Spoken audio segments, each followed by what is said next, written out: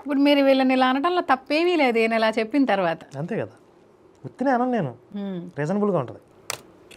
ఏమిటి విషయం అని చెప్పనేసరికి ఇదిగో ఈ కాగితం చూడండి అన్న. చూశాడు, పైన సిలువ వేసి ఉంది.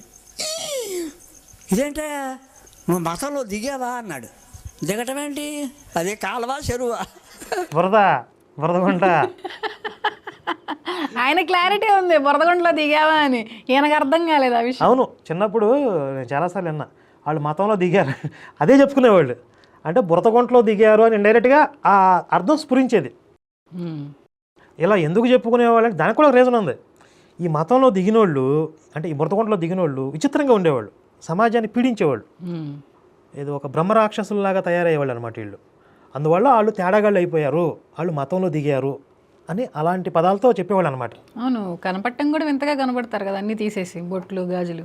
కాలువ కాదు చెరువు కాదు, మతంలో దిగటం ఏంటి? నేనే మార్గము, నేనే సత్యము, నేనే జీవం అన్నారు యేసయ్య. అదేవిధంగా ఈయనేం అడిగాడు నన్ను, నువ్వు మతంలో దిగావా, మతం పుచ్చుకున్నావా అంటున్నాడు.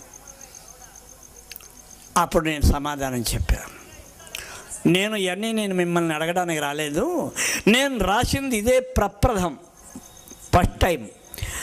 ఛందస్సు, ప్రాసు, కూర్పు ఏదైనా పొరపాట్లుంటే చెప్పండి, సరి చేసుకుంటా అన్న. ఆయన చాలా కథలు రాశాడు, అందుకని ఆయన దగ్గర పట్టుకెళ్ళా. ఆయన చూసి అన్నాడు, మనకు ఒక హిందువులం, మనది ఉన్నతమైనటువంటి జన్మ, మనది పవిత్రమైనటువంటి వాళ్ళం మనం. బాగా చెప్తున్నాడు, కరెక్టే కదా. ఎక్కడో అట్టడుగున్నటువంటి దైవానికి మనం మొక్కకూడదు, కరెక్టే, చాలా బాగా చెప్పాడు. వాళ్ళకి సంబంధించిన వాడు ఆయన. మనకు ఎంతోమంది దేవుళ్ళు ఉన్నారు, వేదాలు, ఉపనిషత్తులు, గ్రంథాలు, పురాణాలు, 18 పురాణాలు ఉన్నాయి మనకి అన్నాడు. అని చూడండి, ఈ పురాణాల సంగతిగా నేను అడగలా, ఇది కరెక్ట్గా ఉందా లేదా అనేసరికి చూశాడు, నువ్వు రాసింది చాలా రాంగు, తప్పు సుమా, ఇటువంటి పిచ్చి రాతలు రాయిబాకు అని చెప్పని హెచ్చరిస్తాడేమో అని చూస్తున్నాం. కానీ ఆయన బాగా పరిశీలించి ఎటు చూసినా, ఏ మార్గంలో చూసినా తప్పు అనేటువంటిది లేకుండా ఆయన ఉన్నాడే, సరి చేస్తూనే ఉన్నాడు. ఆయన చూశాడు, ఏమయ్యా అసలు నీకు అసలు అనుభవం లేదు కదా, ఎలా రాశావు అన్నాడు. అనుభవం లేకుండానే పాస్టర్ వచ్చి రాయమని అడిగాడా? ఇంతకుముందు కూడా నేను ప్రథమంగా రాశానని చెప్పాడంట. అంటే వీడికి ఇంతకుముందు పాటలు రాసే అనుభవం లేదు, వీడే చెప్తున్నాడు. మళ్ళీ ఫస్ట్ అంతా ఏం చెప్పుకున్నాడు, చిన్నప్పటి నుంచి నాకు రాసే అలవాటు, పాడే అలవాటు ఎక్కువగా ఉండటం వల్ల నన్ను ఇటువైపుగా పంపించారు, అందరూ ఇటు ఎంకరేజ్ చేశారు అన్నాడు. అదే ఒక అరగంట వీడియోలో వీడికి కౌంటర్లు వేసుకుంటున్నాడు. రైటింగ్ నాదే కానీ రాయించిన వాడు యేసయ్య అన్న అనేసరికి అప్పుడు సరే బాగానే ఉంది, అన్నీ కరెక్ట్గానే ఉన్నాయి, ఛందస్సు, ప్రాసు ఏం పొరపాట్లు ఏమి లేవు, బాగానే ఉంది. కానీ నీ మనసు మాత్రం అడ్డు పెట్టకు, మనం ఉన్నతమైనటువంటి ఒక జాతికి చెందినటువంటి వాళ్ళు తెలుసా, ఇదిగో పట్టుకెళ్ళావు అని చెప్పని ఇచ్చేశాడు. అసలు యేసు ఒకవేళ రాపిస్తే ఘంటసాల పాటను కాపీ కొట్టి, అంటే ఆయనకు కూడా దరిద్రుడే, భావదారిద్ర్యంలో ఉన్నాడని చెప్తున్నారు, అంతే కదా. ఇప్పుడు యేసు సాహిత్యం ఎలా ఉంటుంది ఒకవేళ అయితే గీతే? ఇజ్రాయిల్లో ఉండాలి. మేకులు కొట్టారు 3, ఇది కదా రావాల్సింది. అంటే ఘంటసాల సాహిత్యమే కదా, మళ్ళీ అక్కడ కూడా మీకు కూడా వచ్చింది. అలా కాదు, అంటే ట్యూన్ కాపీ కొట్టి సాహిత్యం అది రావాలి. ట్యూన్ కూడా ఎందుకు కాపీ కొట్టాలి, ఆయనకి ట్యూన్ తెలియదు. ఆయనకి బై గాడ్ గ్రేస్ ఇంతవరకు సొంత ట్యూన్ చేయాల్సిన అవసరం రాలేదండి, బ్రహ్మానందం చెప్తాడు కదా. యేసు కూడా రావట్లేదా? చాలా బాగా ఉంది. అదే ఫస్ట్ టైం మొట్టమొదటిగా పాట రాసినటువంటి వాడిని. ఈయన ఫస్ట్ టైం పాట రాస్తే అసలు ఈయన పాట రాస్తాడని చెప్పి ఆ పాస్టర్కి ఎలా తెలిసింది? ఆ పాస్టర్ వచ్చి ఎంత పాట ఎందుకు రాయించాడు? పాటలు రాసే అనుభవం లేదు అన్నప్పుడు వాడు వచ్చి ఏం చేయాలి, ఇదిగో మేము పాటలు రాసుకుని కనీసం నువ్వు పాడి పెట్టానాలి, నీకు వాయిస్ సౌండ్ బాగుంది, గాత్రం బాగుంది అంటే. ఆహా, మీరు పాటలు బాగా పాడతారు, పాటలు బాగా రాస్తారు కదండి, రాయండి అని చెప్పి వచ్చి అడిగాడు కదా. ముందు అదే చెప్పాడు, నేను పెద్ద సీనియర్ని పాటలు రాయడంలో అని చెప్పుకున్నాడు. మరి ఇప్పుడు పాస్టర్ కూడా వచ్చి మీరు బాగా పాటలు రాస్తున్నారు కదా, నేను ఎప్పుడు రాశాను నీ మొహం అని చెప్పి ఆయన అనాలి కదా. మరి ఇప్పుడే ఫస్ట్ పాట రాశాను అంటున్నాడు ఏంది?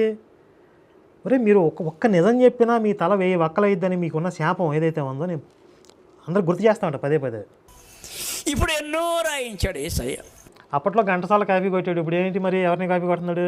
బాలసుబ్రహ్మణ్యం ఏంటాడు తర్వాత, అది తమను, ఇప్పుడు బాగా ఫేమస్ తమను కదా, ఇప్పుడు యో యో యో అంటే కదా తమను. సరే, కొంతకాలం నిడుమూలు గ్రామంలో ఉన్నాను. అమ్మలు అయ్యలారా వినండి, నా కుమార్తెకి వివాహం చేశాను. అయితే కొద్ది రోజుల్లోనే మా అల్లుడు గారు హార్ట్ అటాక్తో మరణించారు. ఏది యేసు నమ్ముకున్నాక? ఏం నమ్ముకోలేదు అప్పటికి.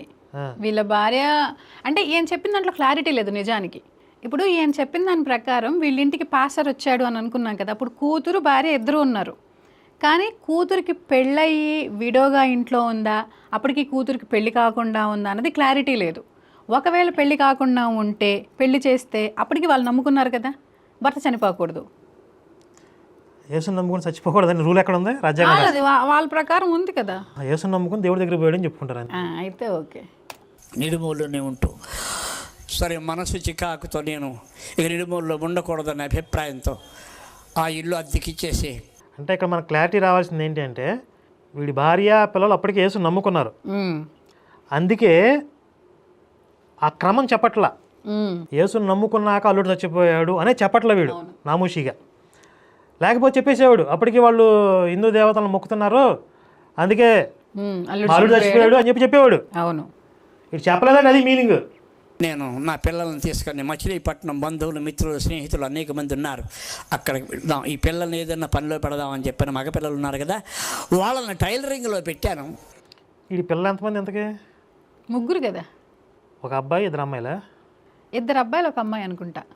నేను మాత్రం ఎవరన్నా పిలిస్తే ప్రోగ్రామ్స్కి వస్తున్నా వెళుతున్నా. అదిగో ప్రోగ్రామ్స్కి వస్తున్నా అన్నాడు కదా, అప్పటికే వీడో కూతురు. ఈ పాస్టర్ ఇంటికి వచ్చే టయానికి వీడో కూతురు తల్లి మాత్రమే ఇంట్లో ఉంటుంది. ఈ పిల్లలు మగ పిల్లలు ఇద్దరిని టైలరింగ్లో పెట్టేశాడు. అలా వెళ్ళిపోతారు, ఈయన వెళ్ళిపోతాడు. వెళుతున్నా. ఇలాంటి సందర్భంలో కర్ణాటక రాష్ట్రం బళ్ళారి ప్రోగ్రాం వచ్చింది. 10 రోజులు బ్రహ్మంగారి చరిత్ర సీరియల్గా చెప్పాలి అని చెప్పని పాంప్లెట్స్ వేయించి పంపించారు వాళ్ళు. మృదంగం వైలిన్ విజయవాడ వాళ్ళని మాట్లాడుకున్నారు వాళ్ళు నాకేం చెప్పారంటే వాళ్ళని కలుపుకొని మీరు రండి అని చెప్పారు. ఓకే అన్న. సరే ఆ టైం ఇక్కడ నాకు ఇంకో డౌట్ వచ్చింది. ఈయన నిడుమూల నుంచి మచిలీపట్నం వెళ్ళాను చిరాకుల వల్ల అన్నాడు కదా. నాకున్న డౌట్ ఏంటంటే ఆల్రెడీ అక్కడ ఏదో జరిగింది. ఈ పాస్టర్ వస్తూ పోతూ ఉన్నాడు కదా, ఇంకా వాళ్ళని తప్పించటం కోసం అని చెప్పేసి వాళ్ళ నుంచి కాపాడుకోవడానికి ఆయన షిఫ్ట్ చేశాడు ఫ్యామిలీని. అయ్యో ఇంకొంచెం క్లారిటీ వస్తుంది, ముందుకెళ్తే వస్తుంది ఇప్పుడు నెక్స్ట్. రానే వచ్చింది ఇక వెళ్ళాలి బళ్ళారి. మా ఇంట్లో చెప్పేసి అమ్మాయి నేను బళ్ళారి వెళ్తున్నాను, 10 రోజుల వరకు రాను, జాగ్రత్తగా ఉండండి అని వాళ్ళకి ఇవ్వాల్సినటువంటి ఇచ్చి నేను విజయవాడ వచ్చేసి ఆర్కెస్ట్రా వారిని కలుసుకుంటే వాళ్ళు అన్నారు, ఏమండి బళ్ళారి నుంచి టెలిగ్రామ్ వచ్చింది, వాళ్ళ తాలూకా ఎవరు చనిపోయారట, ఇది క్యాన్సిల్ అయింది, మళ్ళీ డేటు తెలియచేస్తామన్నారు, చేయగలిగేది లేదు కనుక మీరు వెనక్కి వెళ్ళిపోవచ్చు అన్నారు. ఇక నేను విజయవాడ నుంచి మచిలీపట్నం వచ్చేయాలి. చూడకూడని దృశ్యం చూశాడు. మా ఇంటి దగ్గర పొజిషన్ ఎలా ఉందయ్యా అంటే బళ్ళారి వెళ్ళిపోయాను కదా, ఇదే సమయం కదా. నాకు ఇంట్రెస్టింగ్గా ఉంది, ఉంటుంది ఫిక్స్లో ఉంది చెప్పని పీడ విరగడైంది కదా నేను బళ్ళారి వెళ్ళిపోవటం అని చెప్పని మా వాళ్ళండి వాళ్ళు తొందరగా చెప్పు, నాంచొద్దు. మీరు వాళ్ళని టెన్షన్ పెడుతున్నారు తెలుసా, మధ్యలో ఆపుకుంటూ. వాళ్ళకి ఆనందానికి అవధులు లేవు, అంట వాళ్ళకి ఇంట్లో కొలతలు లేవు. ఇంతని చెప్పలేము, ఇంతని చెప్పలేడంట. ఎందుకంటే ఎగ్జైట్మెంట్ ఉంది, ఎగ్జైటింగ్గా ఉంది అంటే మనోడి ఇచ్చే గ్యాప్లకి. వాళ్ళు ఆ రోజునే కుటుంబ ప్రార్థన పెట్టారు మా ఇంట్లో. సరే ప్రార్థన అంటే అదే కదా. హల్లెలూయా. అరకులోయ ఇది తెలీదు, కొంప లోయ అయిపోయింది. ఆ రోజునే కుటుంబ ప్రార్థన పెట్టారు. అయ్యగారు వచ్చారు, బైబిల్ ఒళ్ళో ఉంది, అమ్మలక్కలంతా వచ్చారు. అంతా అద్దింట్లో ఉన్నాం మేము. అద్దిల్లు ఎంత ఉండదు, ఈ స్టేజీ అంత ఉంది, దీని మీద పరదాలు పరిచారు. అమ్మలక్కలంతా ముసుకేసుకున్నారు. స్తోత్రం స్తోత్రం స్తోత్రం